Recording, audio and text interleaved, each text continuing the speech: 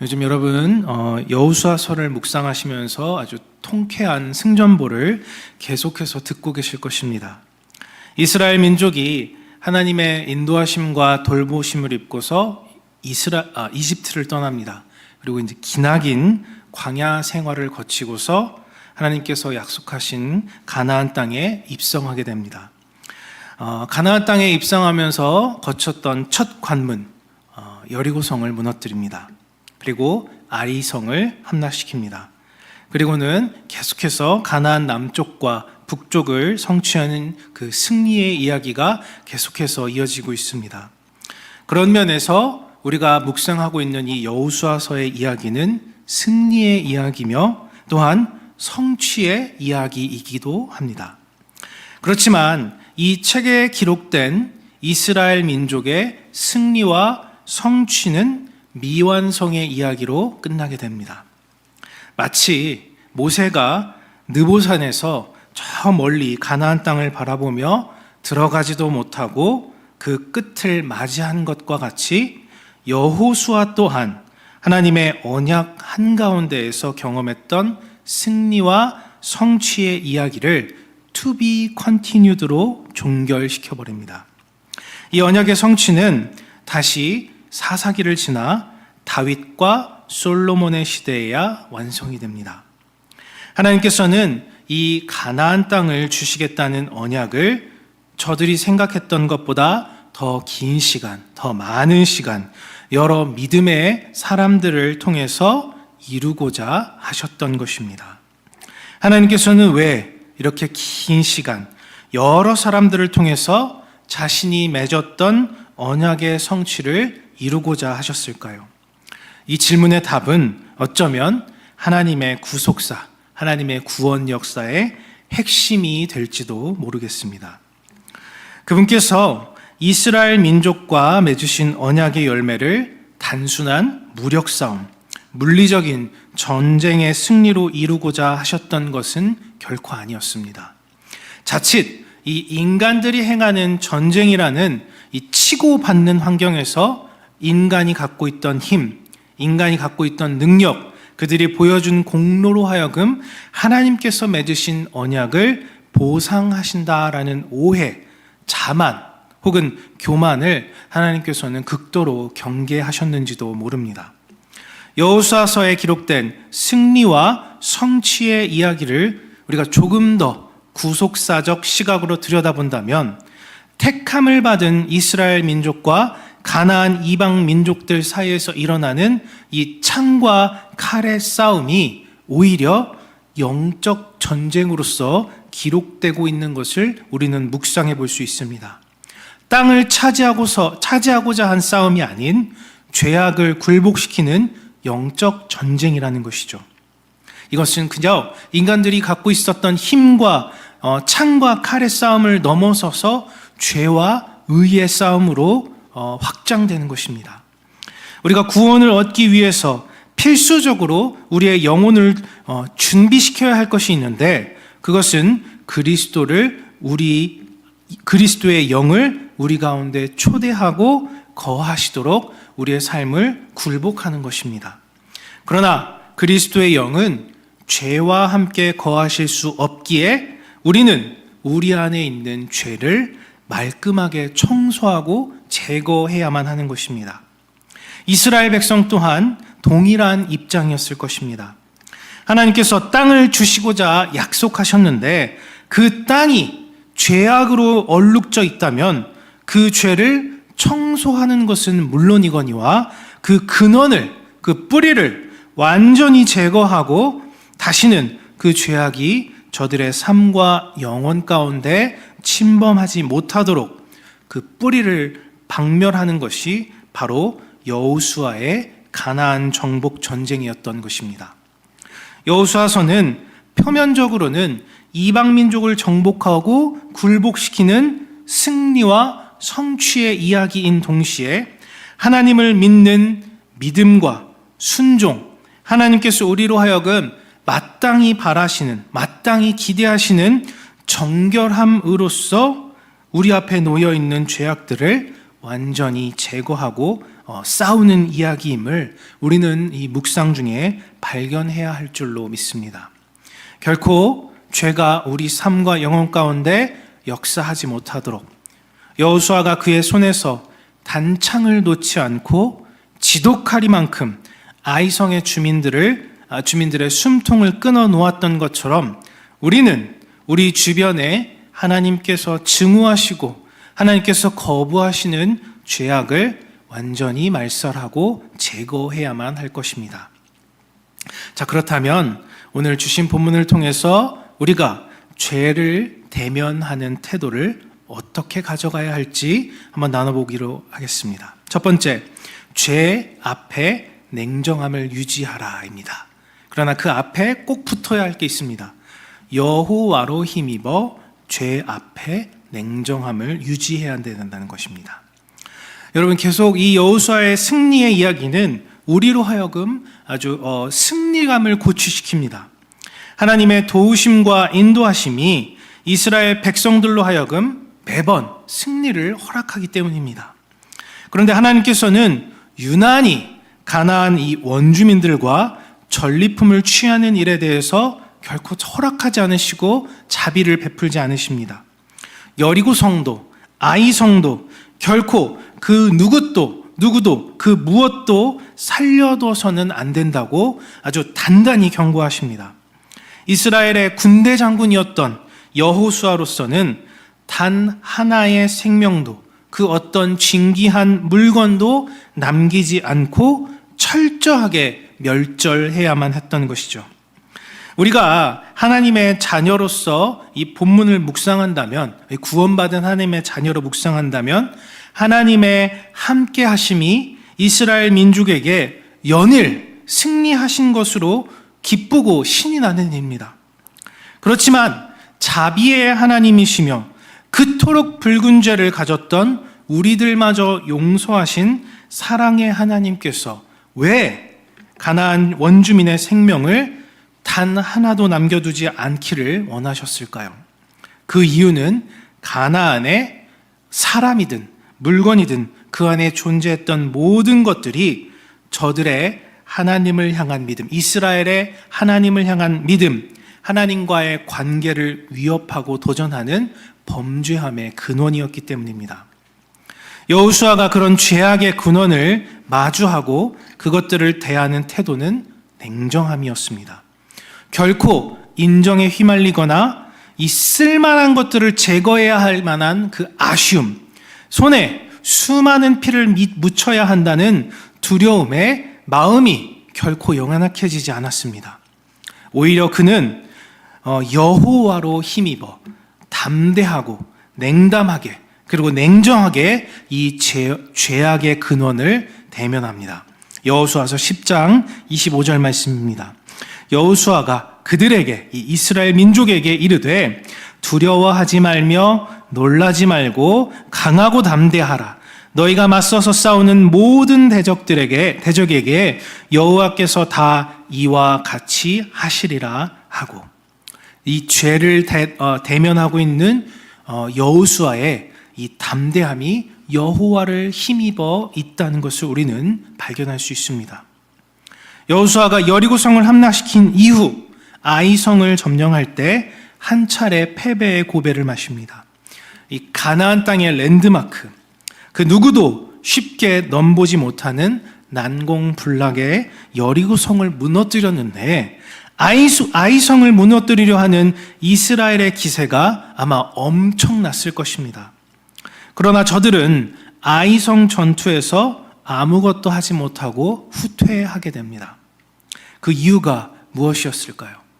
바로 아간이라 하는 자가 하나님께서 금지하셨던 것들을 탐했던 범죄함 때문이었습니다.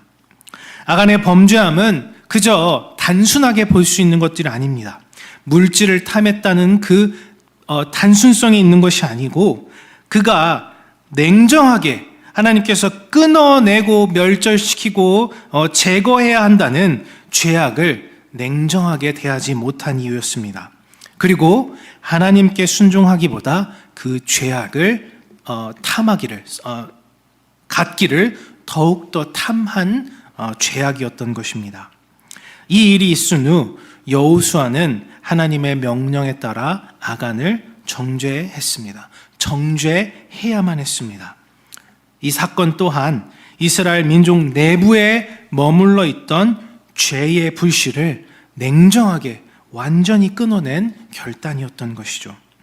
그리고 다시 아이성을 향하여 나아갔을 때 하나님께서 이스라엘에게 아이성을 넘겨주십니다. 그때에도 여호수아는 하나님께서 증오하신 죄악의 근원, 그 뿌리를 향해 일관된 냉정함과 냉담함을 유지합니다. 여호수아서 8장 26절 말씀, 아이 주민들을 진멸하여 바치기까지 여호수아가 단창을 잡아 든 손을 거두지 아니하였고. 여러분, 이게 잔인하게 느껴지십니까? 여러분이 보시기에 여호수아가 이 자리에 오기까지 수많은 전쟁을 치르며 사륙에 중독되어서 사람을 죽이고 재물을 처리하는 일에 둔감해지거나 심지어는 그것을 즐기고 있는 것처럼 보이시나요? 결코 그렇지 않습니다. 우리는 우리 주변에 믿음을 도전하고 나와 하나님과의 관계를 무너뜨리는 죄악들을 경계해야 하며 여호수아가 그랬던 것처럼 마지막까지 그것을 제거하기 위해 우리 손에 쥔 단창을 결코 놓아서는 안 되는 것입니다. 이 싸움은 죄의 민감성을 갖고 오랜 시간 싸움을 싸워야 할 필요가 있습니다. 단시간에 이 죄와의 싸움이 종결되지 않을 수도 있습니다. 그러므로 우리는 죄에 둔감해져서도 안 되고 인정이나 연약해진 마음에 우리 손에 쥔 단창을 쉽게 놓아서도 안 되는 것입니다. 그래서 여호수아가 죄에 대한 냉정함을 갖기 위해 이스라엘 백성에게 여호와로 인해 두려워하지 말고, 여호와로 인해 놀라지 말고, 여호와로 인해 강하고 담대하라고 말씀을 전하고 있는 것입니다. 여호수아와 마찬가지로 우리들 또한 매일매일 결코 멈추지 않는 영적 전쟁의 삶을 치르며 살고 있습니다. 매일 우리의 믿음을 도전하는 죄악과 아주 크고 작은 전투를 치르며 살아가고 있다는 것입니다. 그렇다면 우리가 죄를 맞이할 때 죄에 민감해야 하는 것입니다. 또한 마주한 죄악들에 대해서 여호와로 힘을 입어 냉정하게 그것들을 마주해야 할 필요가 있는 것입니다. 아주 작은 틈도 그들에게 내어주지 않기를 권면드립니다. 우리는 다 알고 있지 않습니까? 무엇이 죄인지, 무엇이 죄가 아닌지, 무엇이 하나님을 기쁘게 하는 일인지, 그 무엇이 아닌 것인지. 우리는 절대 구원받은 것으로 인하여 안주하지 않고 냉정함으로 죄악을 마주해야 할 필요가 있습니다. 여호와의 담대하게 하심이 우리들을 우는 사자와 같이 노려보는 이 범죄한 자들을 상대로 필히 승리하게 하실 것입니다. 자, 두 번째, 우리가 죄를 대면해야 할 태도, 그 무엇일까요? 죄를 끝까지 경계하고 끊어내야만 합니다. 여호수아서 10장 26절에서 27절 말씀입니다. 그 후에 여호수아가 그 왕들을 쳐 죽여 5 나무에 매달고 저녁까지 나무에 달린 채로 두었다가 해 질 때에 여호수아가 명령하매 그들의 시체를 나무에서 내려 그들이 숨었던 굴 안에 던지고 굴 어귀를 큰 돌로 막았더니 오늘까지 그대로 있더라. 우리가 보아서 알듯이 여호수아에게 이 전투는 단순히 땅을 성취하는 전투만이 아니었습니다. 이 땅을 성취해야만 자기 백성들이 정착하게 되고 저들이 거할 땅을 분배할 수 있으며 자기들의 후손이 영원토록 먹고 마시며 살아갈 땅을 얻게 된다는 지극히 인간적이고 세속적인 싸움으로 이 전쟁을 받아들이지 않았다는 것입니다. 여호수아는 이 전쟁을 하나님께서 거부하시고 저주하시는 가나안에 속해 있었던 죄악들을 제거해야 하는 영적 전쟁으로 받아들였던 것이죠. 전투에서 승리하여 잘 먹고 잘 사는 그래서 그 어느 누구도 이 하나님의 택함을 받은 이스라엘 민족을 아무도 넘보지 못할 위대하고 강한 민족으로서 그들이 부귀영화를 누리며 살아갈 목적으로서 이 싸움을 싸웠던 것이 아닙니다. 아주 단순하게 순종하는 하나님의 백성으로서 죄를 제거해야 하는 싸움으로 받아들인 것입니다. 그러니 이 싸움의 영광은 오직 하나님께만 있으며 이 싸움의 승리는 오직 하나님으로만 가능하다는 것 또한 그는 굳게 붙들고 있었던 것입니다. 그래서 여호수아는 죄를 경계하고 또 경계하며 단죄하며 또 단죄하여서 다시는 하나님께서 증오하시는 범죄함이 그들이 성취하고 쟁취하고 있는 이 땅에서 그리고 그들의 마음밭에서 다시는 자라지 못하도록 역사하지 못하도록 냉정하게 그리고 신중하게 끝까지 2번, 3번 확인하면서 싸웠던 것입니다. 사실 이스라엘에 대항해서 연합했던 이 5 왕국의 왕들은 아마 이미 망연자실, 패배를 인정했을지 모릅니다. 두려워 떨며 그 5 왕국의 연합한 왕들이 하나님의 권능 앞에서 도저히 손을 쓸 수 없었기에 굴에 숨어버렸기 때문입니다. 그러나 여호수아는 저들에게 결코 인정을 보이지 않았습니다. 결코 그들의 죄악을 불쌍히 여기지 않았습니다. 저들은 하나님이 증오하시는 죄의 근원이며 뿌리이기에 저 뿌리를 제거하지 않고서는 하나님께서 약속하셨던 그 땅에서 누리는 평안을 결코 누릴 수 없을 것이라는 것을 알았기에 그들을 끝까지 2번, 3번 마지막까지 찾아가며 죄를 엄벌하여 다루었던 것입니다. 여러분, 우리가 학창시절 이 불조심 포스터를 보면은 그 누구도 잊을 수 없는 문구가 있습니다. 꺼진 불도 다시 보자. 여호수아는 이미 굴에 갇혀버린 5 왕을 보고서 안심하고도 안주하지도 않았습니다. 스스로 이 거대한 힘을 가진 왕국의 왕들을 하나도 아니고 5을 한꺼번에 잡았다는 그 사실로 인하여 교만하고 실수를 저지르지도 않았습니다. 그는 단지 처음 그에게 하나님께서 맡겨주셨던 가나안의 모든 죄악을 척결하고 제거하라는 명령에 충성하고 겸손하게 맡겨진 그 일에 순종했을 뿐입니다. 우리는 우리 가운데 역사하는 죄악들로부터 승리할 능력이 우리 안에 있을까요? 단순히 내 눈 앞에서 다 꺼져버린 것 같은 죄의 불씨를 보고도 쉬이 안심하고 돌아서는 존재들은 아닐까요? 우리는 이 다 꺼져가는 죄악의 불씨마저도 맞서서 싸울 능력이 없는 연약한 존재라는 것을 결코 잊어서는 안 될 것입니다. 그러므로 우리는 죄악에 있어서 여호와의 힘을 입어서 죄에 대하여 더욱 민감하고 더욱 냉정하게 그리고 더욱 끈질기게 이 죄악들과 싸워야만 하는 것입니다. 날이 저물 때까지 죄악이 저들을 틈타지 못하도록 여호수아가 이 마지막까지 긴장을 놓치지 않고 5 왕국의 왕들을 나무에 매달아가며 죽음을 확인했던 것처럼 완전히 제거되는 것을 확인했던 것처럼 죄를 경계하고 또 끝까지 단죄해야만 하는 것입니다.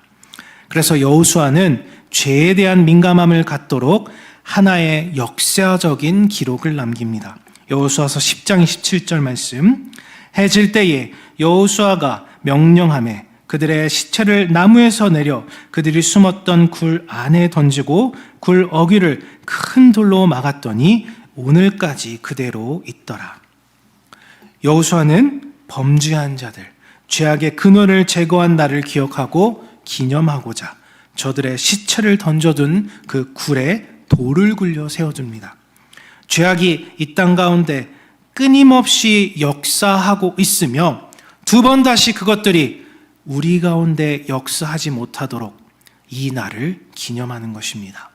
그래서 후대로 하여금 끝까지 죄를 경계해야 하며 그것들을 끊어내야 한다는 교훈을 남겼던 것이죠. 우리들은 모두가 죄를 극복하고 이긴 자들입니다. 우리의 힘이나 능력으로 죄와 맞서 싸워 이긴 것이 아니라 오직 예수 그리스도의 보혈이 우리를 죄로부터 승리하게 한 것이죠. 그렇다면 우리 또한 여호수아가 5 왕의 시체를 굴에 던지고서 돌을 굴려 세웠던 역사와 같이 우리 가운데 십자가 보혈의 흔적을 기념하고 기억해야만 할 것입니다. 그래서 아직도 여전히 호시탐탐 우리의 믿음을 도전하는 죄악들로부터 승리하게 할 권능이 그 어떤 다른 곳에서 오는 것이 아니라 우리를 구원하신 예수 그리스도의 보혈 가운데 있음을 다시 한번 기억해내야 할 것입니다. 예수 보혈이 우리를 죄로부터 담대하게 할 것이며 끝까지 싸워 이기게 할 줄로 믿습니다. 바울은 이 시대를 여전히 이렇게 말합니다. 에베소서 6장 12절. 우리의 씨름은 혈과 육을 상대하는 것이 아니요 통치자들과 권세자들과 이 어둠의 세상 주관자들과 하늘에 있는 악의 영들을 상대함이라. 이렇게 말하고 있습니다. 사랑하는 여러분, 우리들의 영적 전쟁은 아직도 현재 진행형입니다. 바울은 우리가 살아가는 이 시대에도 여전히 그 전쟁이 진행되고 있다는 것을 상기시키고 있는데 이것이 이 싸움을 이겨서 잘 먹고 잘 사는 것에 중요함을 두지 않고 있습니다. 자기가 원하고 바라고 성취를 하고자 하는 것들을 이 싸움을 통해서 얻어내고자 하는 것이 아니라고 말하고 있는 것입니다.